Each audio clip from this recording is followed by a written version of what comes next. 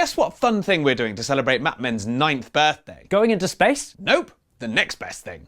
Going to Ordnance Survey's head office in Southampton? That's right. They finally responded to all our letters.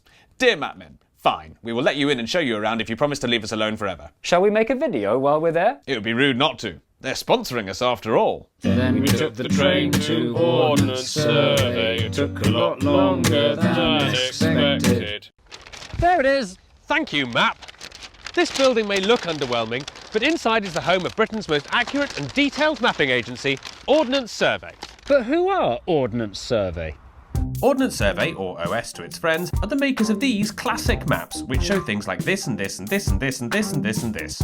It was set up in 1791 during the Napoleonic Wars to make a military survey of the south coast of Britain, hence the name Ordnance Survey. If you're British, you either first encountered them in Year 7 when your geography teacher made you use a piece of string to measure the distance between the car park and the high street in East Grinstead, Or from that row of old maps your dad keeps on a shelf. Even though the only person who has ever successfully folded up an OS map is their own Director General, they've become a British national treasure. But it's what they're doing today that makes Ordnance Survey so special and important. It's time to step inside Ordnance Survey. Turns out the inside is quite underwhelming too. This is accounts. This is HR. And this is the canteen. Today it's fajitas. But this is where it gets interesting. This is the Ordnance Survey data centre, containing all the hard drives that store Britain's entire National Geographic database, including the exact locations of over 500 million features. OS's map data is the very best Britain has. And because everything happens somewhere, it's critical for government, business, and the lives of ordinary people. Each of us unknowingly relies on OS data 42 times a day on average.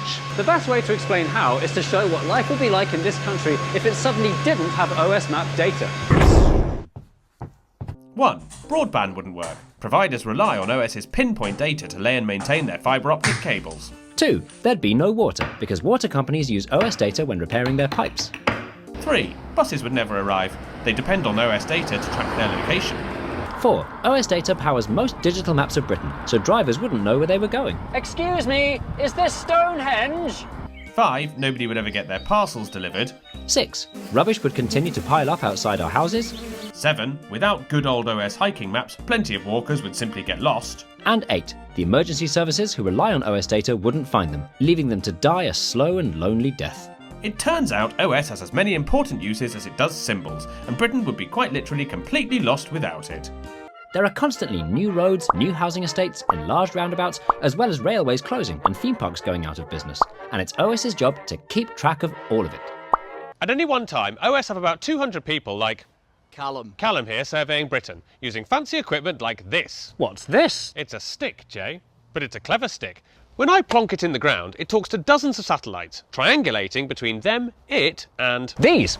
There are more than 100 receiver things like this one on the rooftop of OS dotted all around the country. And together, they can pinpoint the location of the magic stick to within 1 centimetre of accuracy. This newly built estate behind us has not yet been mapped, and OS are letting us map that with this. Cue time lapse.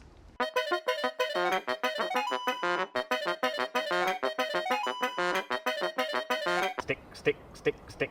Don't do that. Next, all that data gets checked and rechecked and checked again by people sat at computers before it gets checked again and then officially sucked up into the National Geographic Database, which feeds all sorts of map products such as the OS Maps app. Change detection is also carried out from the air. OS sends a plane to fly up and down the country on a 3-year cycle, taking detailed aerial photos. These photos are then reviewed by algorithms, AI, and experts wearing 3D goggles. If they spot anything that looks like it's changed, they send the surveyors out with the big stick. New orchard in Rickmansworth. Go! Sadly, they didn't let us fly the plane, which is fair enough. But they did let us experience the next best thing. This tiny Twizy car drives around the streets, sending out 1 million laser rays a second to make a 3D map of the land around it, with, as you might expect, Incredible accuracy. Hey, let's go. Keep going. And that's how Ordnance Survey create their accurate, beautiful, useful, up-to-date, essential, versatile, British, ubiquitous, very, very good maps. But our dream day here wouldn't be complete without one final thing, a chance to actually change the actual OS map. I just deleted the M25. Well, we've had more fun today than on every other day of our lives combined, but now it's time for us to go home. But Mark, how will we find our way home? With Google Maps, of course.